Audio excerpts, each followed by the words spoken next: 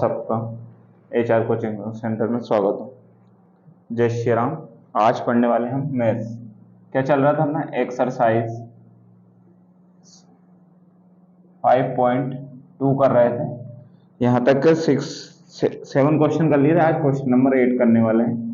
Question 8 है an AP constant of 50 terms of which. एक AP series दे रखी है, उसमें कितने एन बराबर कितने टर्म है? 50 टर्म है, ठीक है। और थर्ड टर्म दे रखा है, दे गिवन अस। क्या क्या दे रखा है? थर्ड टर्म दे रखा है। थर्ड टर्म कितना है? 12। थर्ड टर्म को क्या लिख सकता हूँ? a3 इज इक्वल टू 12, मतलब थर्ड टर्म को लिख सकता हूँ a plus 2d is equal to 12। ये तो हुई अपनी इक्वेशन फर्स्ट। और इसी में लास्ट टर्म दे रखा है। लास्ट टर्म क्या दे रखा है? Last term is equal to कितना? 106। अब हम nth टर्म का फॉर्मूला जानते हैं हम, तो बी नो डेट। क्या जानते हैं हम? nth टर्म का फॉर्मूला क्या होता है? A N is equal to A plus N minus 1 into D. अब उन्होंने कंडीशन दे रखी है 50 टर्म है और लास्ट टर्म दे रखा है अपने को। लास्ट टर्म या ए एन टर्म क्या दे रखा है? 106। तो इसके प्लेस 106 इज इक्वल टू ए की वैल्यू कुछ नहीं रखना है, एन की वैल्यू 50 माइनस 1 और डी भी मुझे नहीं पता है कितना है डिफरेंस बस। तो 106 is equal to A plus 49 d. इसको इक्वेशन क्या मान लूंगा मैं? सेकेंड।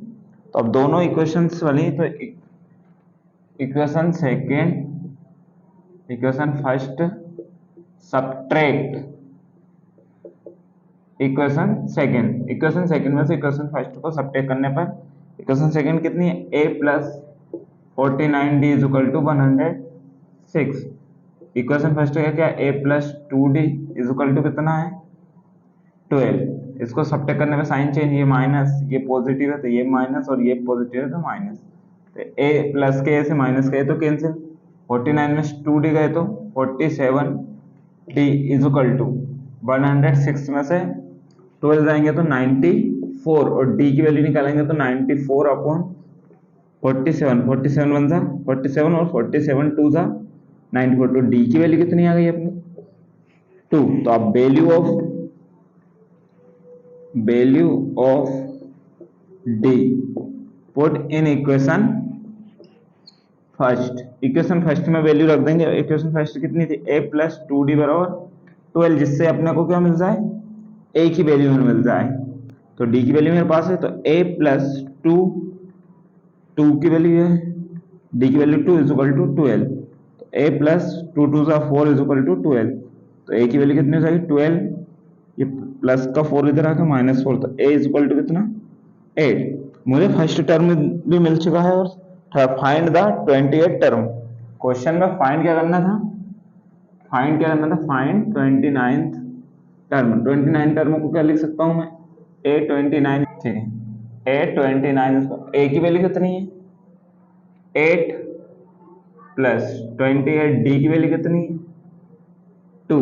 तो a29 is equal to 8 plus 28 two 56। 56 में 8 8 करें तो a29 इज इक्वल टू 64। यही अपना 29 टर्म्स था। ठीक है, थैंक यू। रोक ले। इसी से रिलेटेड एक और क्वेश्चन करेंगे, क्वेश्चन नंबर 10। पूरे क्वेश्चंस में वीडियो में पूरा सीक्वेंस वाइज से डाल रहा हूं। तो क्वेश्चन नंबर 10 है the 17 terms of AP exit is 10 term by 7, find the common difference. आपने रखा है the 17th term of AP का 17 टर्म से एपी एग्जिस्ट यानी निकालना, एग्जिस्ट इट्स 10th टर्म को एग्जिस्ट निकालने पर 10th टर्म बाय कितना हो रहा है? 7। तो अकॉर्डिंग टू क्वेश्चन क्या कह रहा है? 17 टर्म को क्या लिखूंगा? a17 और 10 टर्म को क्या लिखूंगा? a10।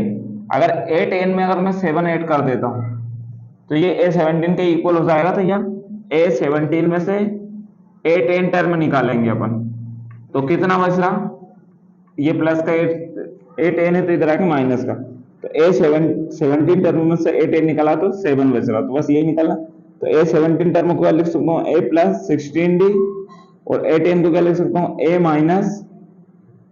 Minus A plus 9d equal to sign next step में ए प्लस 16d माइनस से ब्रैकेट में मल्टीप्लाई करा minus A plus minus minus का 9d इक्वल टू 7, प्लस ए से माइनस का कैंसिल, 16d में से 9 गए तो 7d इज इक्वल टू 7, तो d इज इक्वल टू कितना 7/7, 7 से 1 बार क्या आएगा, तो d की वैल्यू कितनी आएगी 1, यही अपने को निकालना था, डिफरेंस ही फाइंड करना, तो डिफरेंस कितना आएगा 1, और इसी को बोलते हैं हम सार्व अंतराल। ठीक है, इसी से रिलेटेड एक और क्वेश्चन देखते हैं। अब इसमें क्वेश्चन से है क्वेश्चन नंबर 11।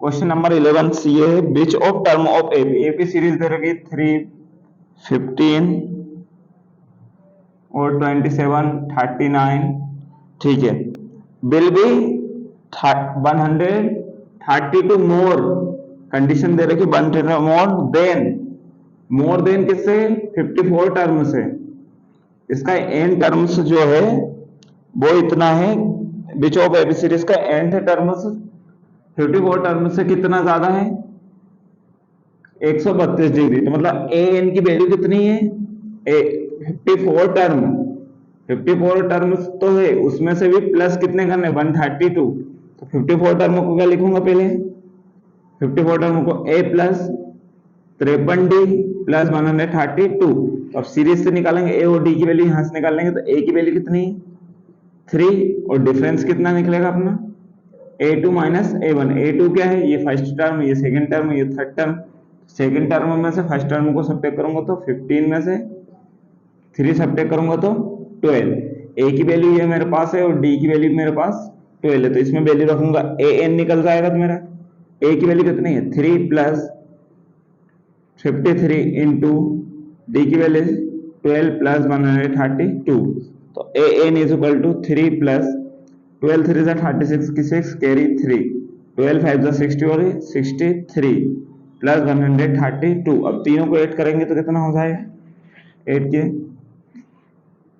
3 और 630, तो कितना हो जाएगा ये 639 plus 132, a N is equal to 9 और 2 11 कैरी 1 और ये 7 और 6 और 1 में 7, तो nth टर्म लास्ट का टर्म कौन सा होगा अपना 3 5 27 39, ये टर्म कहां तक जाएगा अपने को 771, ठीक है। क्वेश्चंस में यही पूछा है कि which of terms of AP, कौन सा टर्म, अपने को n की वैल्यू फाइंड करना है। अब n की वैल्यू अपने को तभी तो फाइंड कर सकते हैं जब a की वैल्यू भी है मेरे पास, d की वैल्यू भी है और लास्ट टर्म हो, तो nth टर्म का फॉर्मूला यूज करेंगे अपन। nth टर्म का फॉर्मूला क्या है,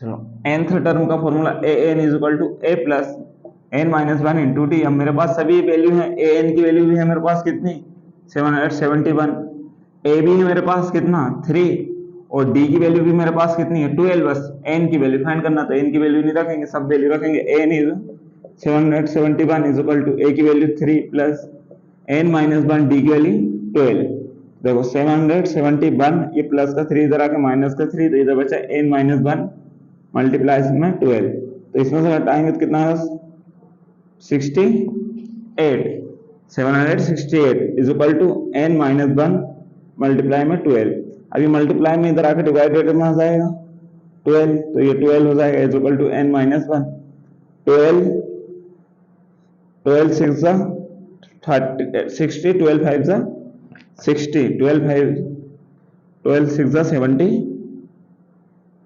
12 6 जा 72, तो n के 12 6 जा 72, बचा कितना 4, अब 12 4 जा 48, तो n माइनस 1, ये माइनस 1 इधर आकर प्लस 1, तो 44 plus 1 is equal to n, तो n की वैल्यू कितनी हो जाएगी 65, ठीक है। कि कौन सा टर्म इसके 132 डिग्री से ज्यादा होगा 54 टर्म से 65 टर्म। Thank you. अगर वीडियो अच्छी लगी हो तो लाइक, शेयर और सब्सक्राइब जरूर करें। जो हमारे चैनल पर पहली बार आए हैं वो लाइक और शेयर जरूर करें। जय श्री राम।